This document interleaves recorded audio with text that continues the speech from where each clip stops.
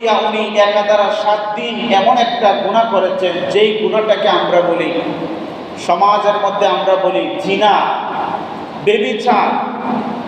উনি 7 দিন পর্যন্ত একাধারে যখন এই গুনার ব্যভিচারের মধ্যে লিপ্ত হয়ে গেলেন, ওনার 70 বছরের ইবাদত বাতিল হয়ে গেল 7 দিন জিনার কাজ করার কারণে।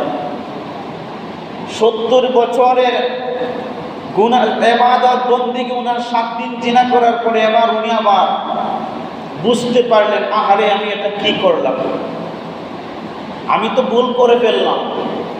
উনি এবার মাপ চাওয়ার জন্য আল্লাহর কাছে অনেক কান্নাকাটি করতে লাগলেন যে আল্লাহ আমাকে ক্ষমা করে দেন, আমি ভুল করে ফেলেছি, গুনাহ করেছি, আমার 70 বছর ইবাদত করেছি আর আজকে 7টা দিন আমি এই গুনার সাগরে লিপ্ত হয়ে গেলাম।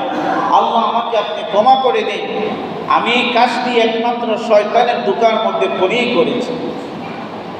এবার উনি কান্নাকাটি করতে লাগলেন আর আল্লাহর কাছে মাপ চাইতে লাগলেন। আমরা তো ওপেনে গুনাহ করছি কিন্তু আল্লাহর কাছে ক্ষমাও চাই না। উনি ক্ষমা চাইতে চাইতে চাইতে চাইতে উনি বিভিন্ন জায়গায় পাহাড়ে জঙ্গলে না খেয়ে থাকতে থাকতে একদিন ওনার অবস্থা একেবারে খারাপ অবস্থা হয়ে গেছে যে উনি মারা যাবেন। ওই অবস্থায় উনি তাৎক্ষণিকভাবে যখন একটি মহল্লার পাশ দিয়ে যাচ্ছিলেন, হঠাৎ করে দেখেন একটা লোক সে প্রতিদিন ওই সেখানের মধ্যে 12 জন মানুষ থাকে আর ওই 12 জন মানুষকে সে একটা একটা করে রুটি দান করে। জোরে কান সুবহানাল্লাহ। যখন ওই বুজুর্গ ব্যক্তি এই দৃশ্যটা দেখতে পেলেন যে ওই জায়গায় কি হচ্ছে আমাকে অবশ্যই দেখতে হবে, একাধারে উনি দেখলেন যে একাধারে 12 জন লোক রয়েছে আর ওই 12 জন লোককে ওই আল্লাহওয়ালা বুজুর্গ ব্যক্তি একটা করে রুটি দিচ্ছেন।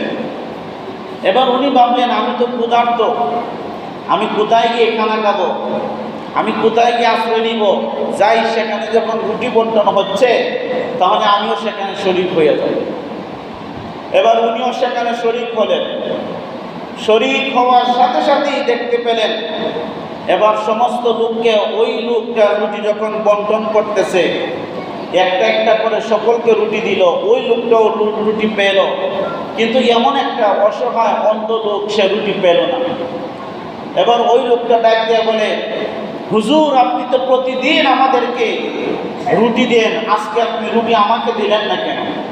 হুজুর বলেন, বুজুর্গ ব্যক্তি বলেন, আমি তো প্রতিদিন 12টা করে রুটি আনি, তোমরা 12 জন এখানে আছো, 12 জনকে আমি 12টা রুটি তো খেতে দেই, তাহলে আজকে তোমাদের মধ্যে হয় কেউ চুরি করেছে?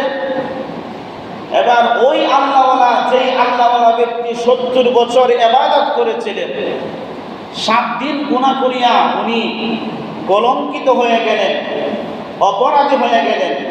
ওই লোকটা তো তাৎক্ষণিকভাবে মনে মনে চিন্তা করলো, আহারে আমার কারণে যদি ওই লোকটা আজকে চুরি সাব্যস্ত হয়ে যায় সেটা তো হবে না, আমি মেনে নিতে পারবো না।